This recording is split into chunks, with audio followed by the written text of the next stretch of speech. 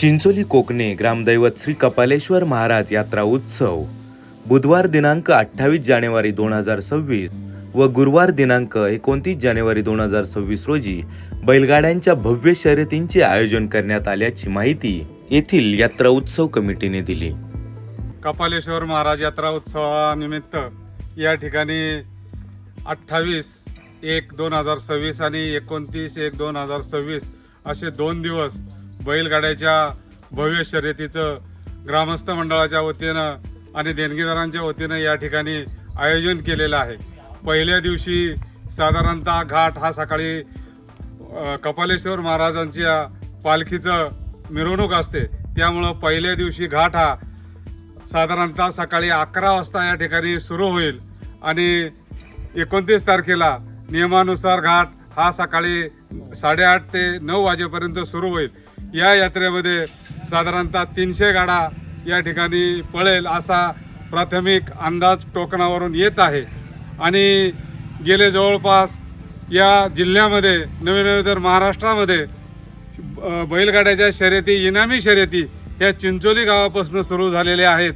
म्हणून आम्हाला या बैलगाड्या शर्यतीचा सार्थ अभिमान आहे. गेले 70 वर्षापासून या ठिकाणी बैलगाड्यांच्या शर्यती सुरू आहेत आणि ती अविरत मधला जर बैलगाडा शर्यतीवर बंदी होती तो कालखंड सोडला तर अविरतपणे आज तगायत या ठिकाणी दरवर्षी कपालेश्वर महाराज यात्रा उत्सवाच्या निमित्तानं भव्य दिव्य स्वरूपामध्ये या ठिकाणी बैलगाडा शर्यती होतात. आणि या बैलगाडा शर्यती या सर्व जे ग्रामस्थ आहेत, आमचे ग्रामस्थ असतील, काही देणगीदार आहेत, बाहेरचे असतील, गावचे असतील, त्या सर्वांच्या सहकार्यातून अतिशय भव्य स्वरूपामध्ये या ठिकाणी बैलगाड्याच्या शर्यती भरत असतात. म्हणून मी सर्व देणगीदारांनाही खूप खूप असं मोठं धन्यवाद देईल, कारण त्यांच्या सहकार्यामुळेच आम्हाला ह्या एवढ्या भव्य स्वरूपामध्ये या ठिकाणी बैलगाडा शर्यती भरवता येत आहेत. म्हणून मी सर्वांचं, सर्व ग्रामस्थांचं, सर्व देणगीदारांचं मी मनापासून स्वागत करतो, हार्दिक अभिनंदन करतो. आणि 28 आणि 29 तारखेला आपण भरभरून या ठिकाणी यात्रा पाहण्यासाठी उपस्थित राहून या आमच्या चिंचोली गावचे बैलगाड्या शर्यतीची शोभा वाढवावी अशी आपणा सर्वांना विनंती. सेकंदाचं हे असते बैलांचं, हे अगदी काटेकोरपणे त्या ठिकाणी पालन केलं जाईल. आणि प्रथम क्रमांकाला 71,000, दुसऱ्या क्रमांकाला 51,000 आणि तृतीय क्रमांकाला 31,000 आणि या ठिकाणी फळी फोडला पहिल्या क्रमांकाला 7,000 आहे, दुसऱ्या क्रमांकाला फळी फोडला 5,000 आहे, तिसऱ्या क्रमांकाला फळी फोडला 3,000 आहे. त्याचप्रमाणे भव्य स्वरूपामध्ये या ठिकाणी फायनलच्या शर्यती होणार आहे. आणि त्या शर्यतीसाठी पहिल्या क्रमांकाच्या याच्यासाठी मोटरसायकल आहे आणि ट्रॉफी आहे. त्याचप्रमाणे दुसऱ्या क्रमांकाला 2 या ठिकाणी फ्रीज आहेत, तिसऱ्या क्रमांकाला 2 LED आहेत, चौथ्या क्रमांकाला 2 कूलर आहेत आणि 5व्या क्रमांकाला 2 फॅन आहेत. अशा भव्य स्वरूपामध्ये या ठिकाणी फायनलला सुद्धा बक्षीस ठेवलेलं आहे. आणि फायनलचं बक्षीस हे 2 दिवसामध्ये विभागून दिलं जाणार आहे. आदल्या दिवशीचे जे फायनलमध्ये येतील, दुसऱ्या दिवसाचे फायनलमध्ये येतील, त्या पद्धतीने त्या ठिकाणी सर्वांच्या पंचांच्या निर्णयानुसार या ठिकाणी ते विभागून देण्यात येईल.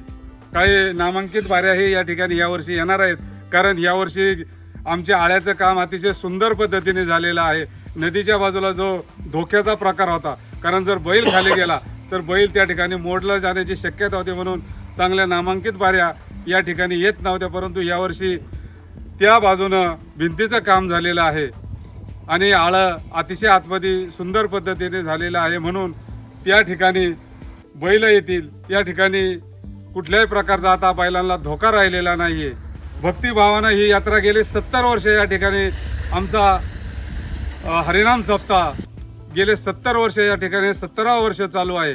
म्हणून हा धार्मिक उत्सव गावचा आहे. आणि या उत्सवाला सगळे मुंबईकर असतील, पुणेकर असतील, ठाणेकर असतील, सर्व जे बाहेर कामानिमित्त गेलेली लोक आहेत आमची, ती या उत्सवाला या ठिकाणी या कपालेश्वराच्या चरणी नतमस्तक होण्यासाठी या यात्रेच्या दिवशी हजर राहतात. पालकाला असं आवाहन करेल की आपण शिस्तीचं पालन करावं. आपला टोकन प्रमाणेच आपण या ठिकाणी आपले गाड्या आणावेत. आणि सकाळी ज्या टायमाला टोकन एक सकाळच्या पार 5-10 गाड्यांचं इकडे तिकडे होऊ शकतं, परंतु नंतर येणाऱ्या गाड्यांनी त्यांना शेवटी त्या ठिकाणी चान्स दिला जाईल. कृपा करून आपण त्या ठिकाणी मध्ये येऊन कुठल्याही प्रकारचा गोंधळ करू नका. आमच्या ग्रामस्थ मंडळाचे या ठिकाणी अध्यक्ष आलेले आहेत, मयूर कोकणे. 28 तारखेला आपली यात्रा आहे. सकाळी आपली पहिली पालखी निघा. 11 वाजेपर्यंत आपण गाठ चालू करू आणि 11च्या नंतर गाठ चालू केल्यानंतर संध्याकाळी 5:30 वाजेपर्यंत पहिली फेरी उरकून फायनल वेळेतच घेऊ. दुसऱ्या दिवशी सकाळी लवकर गाठ चालू करू 29 तारखेला. गाड्या मालकांना असं आवाहन करू का आता आम्ही पहिल्या दिवशी सुट्ट दिलेलीची आमच्या पालखीमुळं, त्याच्यामुळं आम्ही टोकनप्रमाणेच गाड्या घेणार आहे, आधीमध्ये गाड्या घेणार नाही. एवढं मात्र गाड्या मालकांनी नक्कीच निश्चितच वेळेच्या यावं. आपण 2 दिवस यात्रा भरवल्यामुळं जवळजवळ जास्तीत जास्त गाड्या मालकांनी संधी देणार आणि जास्तीत जास्त गाड्या मालकांनी यावा ही सगळ्या गाड्या मालकांना नम्र विनंती आहे. यावर्षी केले गेलेलं यात्रेचं उत्तम नियोजन तसेच तळ्याची उत्तम बांधणी यामुळेच थरारक अशा शर्यती यावर्षी या घाटामध्ये पाहायला मिळतील. आपण पाहत राहा गाव खबर.